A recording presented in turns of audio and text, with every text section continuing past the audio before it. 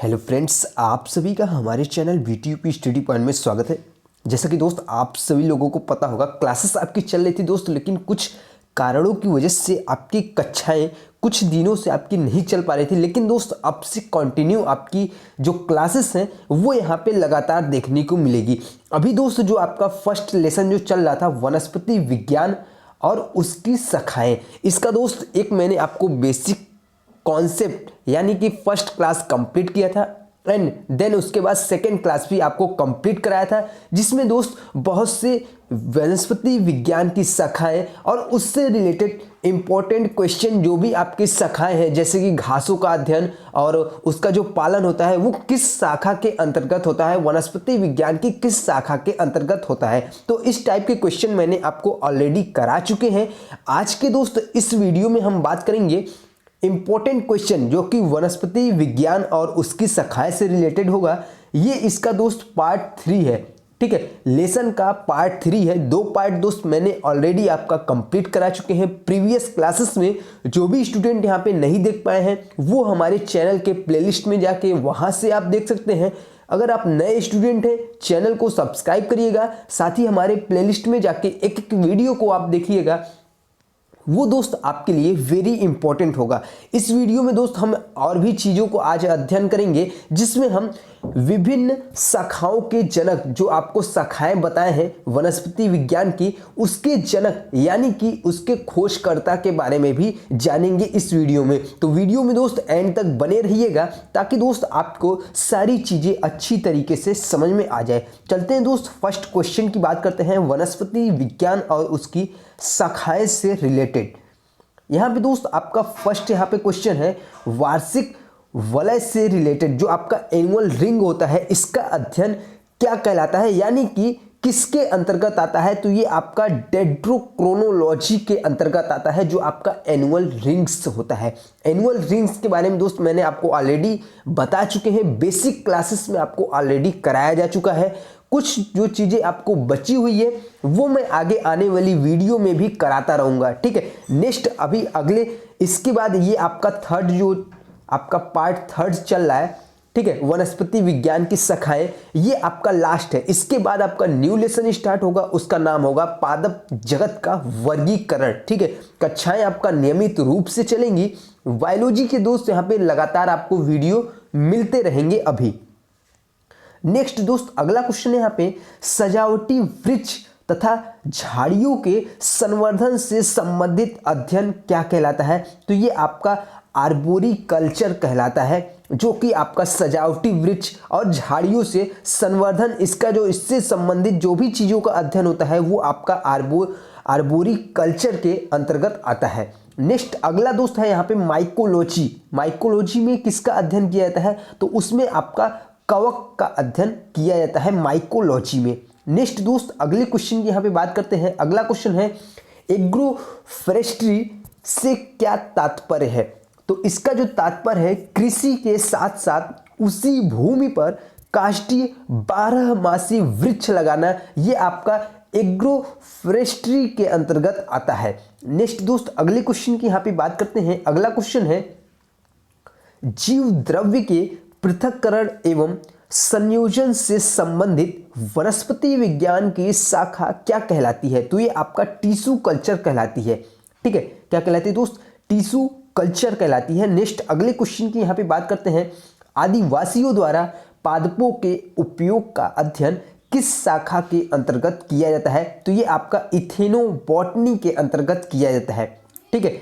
आदिवासियों द्वारा पादपों का जो उपयोग का अध्ययन है वो आपका इथेनोबॉटनी के अंतर्गत किया जाता है। नेक्स्ट दोस्त वेरी इंपॉर्टेंट क्वेश्चन है, सूक्ष्म जीवों का अध्ययन किसके अंतर्गत किया जाता है। तो ये आपका माइक्रोबायोलॉजी के अंतर्गत सूक्ष्म जीवों का अध्ययन किया जाता है। नेक्स्ट दोस्त अगले क्वेश्चन की यहाँ पे बात करते हैं। अगला क्वेश्चन है, सजीवों में कार्बनिक पदार्थों का अध्ययन किसके अंतर्गत किया जाता है। तो ये आपका बायोकेमिस्ट्री के अंतर्गत किया जाता है, ठीक है। कार्बनिक पदार्थों, जो भी आपके सजीव में कार्बनिक पदार्थ पाए जाते हैं उसका जो अध्ययन होता है वो आपका बायोकेमिस्ट्री के अंतर्गत किया जाता है। नेक्स्ट दोस्त अगला क्वेश्चन है, फल सब्जी तथा उद्यान पादपों का संवर्धन व अध्ययन किसके अंतर्गत किया जाता है? तो ये आपका हार्टिकल्चर के अंतर्गत किया जाता है। नेक्स्ट दोस्त अगले क्वेश्चन की यहाँ पे बात करते हैं। अगला है विभिन्न विकिरणों का पादपों पर प्रभाव तथा उत्परिवर्तन का अध्ययन किसके अंतर्गत किया जाता है? तो ये आपका रेडिएशन बायोलॉजी के अंतर्गत किया जाता है। ठीक है, किसके अंतर्गत दोस्त? रेडिएशन बायोलॉजी के अंतर्गत किया जाता है। नेक्स्ट है अगला क्वेश्चन, इंपॉर्टेंट क्वेश्चन, ये तो आप सभी लोगों को दोस्त पता होगा, अनुवांशिकी के पिता किसे कहा जाता है? तो ये आपका जीजे मेंडल साहब को अनुवांशिकी के जनक या अनुवांशिकी के पिता कहा जाता है, या खोजकर्ता आप बोल सकते हैं। नेक्स्ट अगला क्वेश्चन है पादप रोग विज्ञान के जनक कौन है? तो पादप रोग विज्ञान के जनक हैं ए.जे. बटलर साहब। कौन है दोस्त? ए.जे. बटलर साहब है पादप रोग विज्ञान के जनक। वेरी इंपॉर्टेंट क्वेश्चन है, इन सभी क्वेश्चनों को आप नोट डाउन जरूर करिएगा। जो आपके जनक हैं यानी कि खोजकर्ता है, इससे रिलेटेड दोस्त आपको क्वेश्चन एंट्रेंस एग्जाम में भी पूछे जाते हैं। तो ऐसे क्वेश्चनों को आप नोट डाउन जरूर करिएगा, ताकि दोस्त आने वाले समय में आपको रिवीजन करने में आसानी होगी। आप देखेंगे दोस्त आपको फिर से याद आ जाएगा कि हाँ ये हमने पढ़ा हुआ था। नेक्स्ट अगला क्वेश्चन है पादप क्रिया विज्ञान के पितामह। यह शब्द दोस्त एक ही है, पिता, जनक, पितामह यानी कि खोजकर्ता किसे कहा जाता है? तो ये आपका स्टीफन हेज साहब हैं, जो कि पादप क्रिया विज्ञान के जनक कहलाते हैं।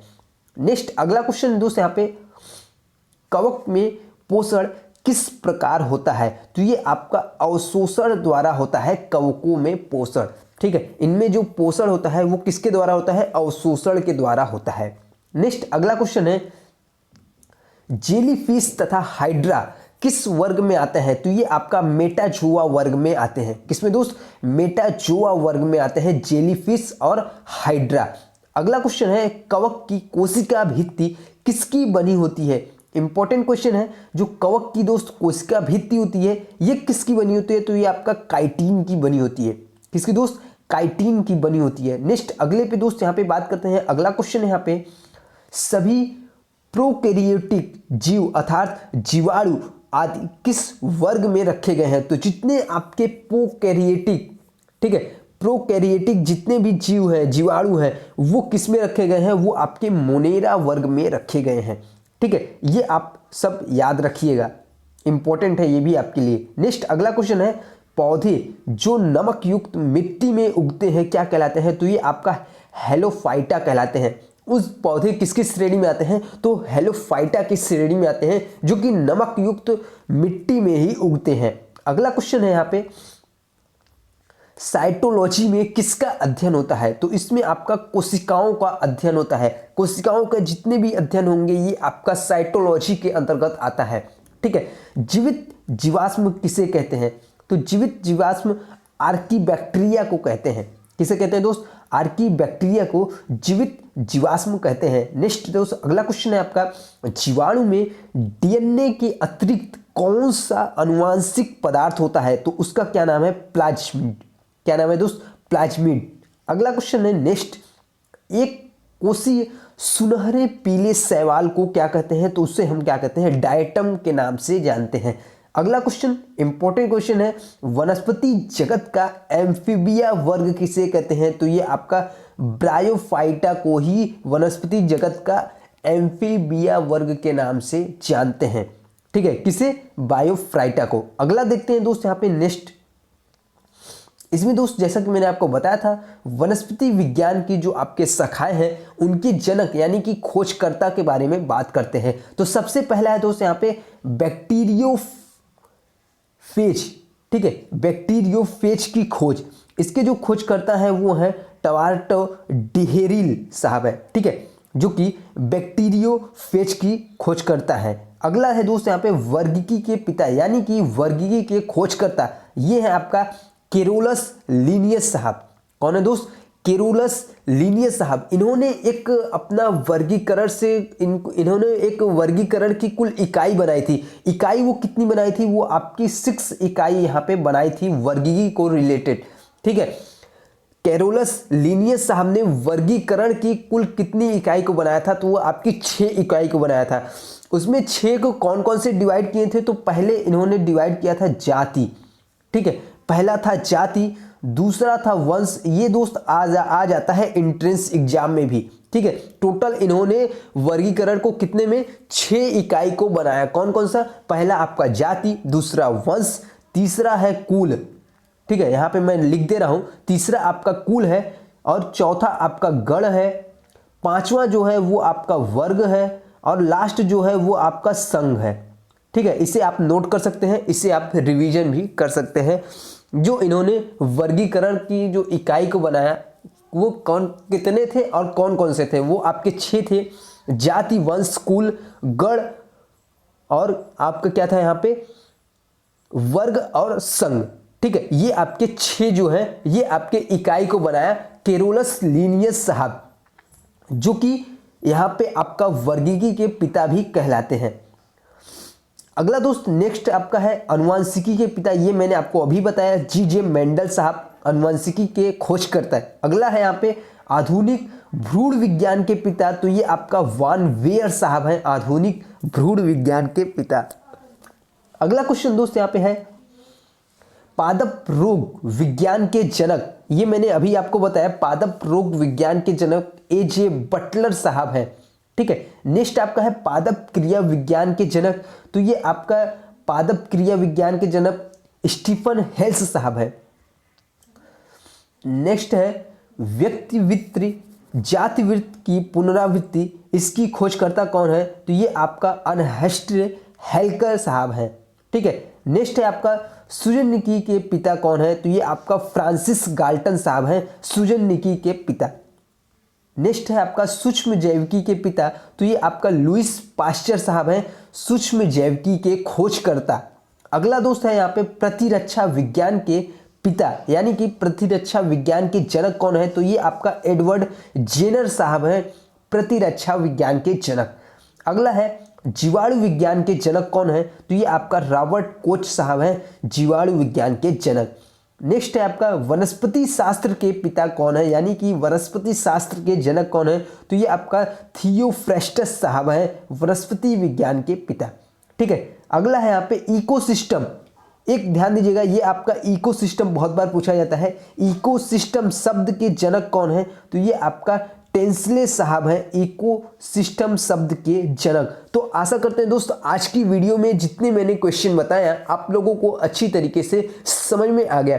वीडियो अच्छा लगा हो दोस्तों लाइक करिएगा और दोस्तों में शेयर करना ना भूलिएगा, ताकि जो आपका क्लासेस का इंफॉर्मेशन है वो और भी स्टूडेंट के पास पहुंच सके। और चैनल पे पहली बार विजिट कर रहे हैं तो चैनल को सब्सक्राइब जरूर करिएगा, ताकि दोस्त आने वाली हर एक वीडियो का इंफॉर्मेशन आप तक सबसे पहले पहुंच सके। Thank you.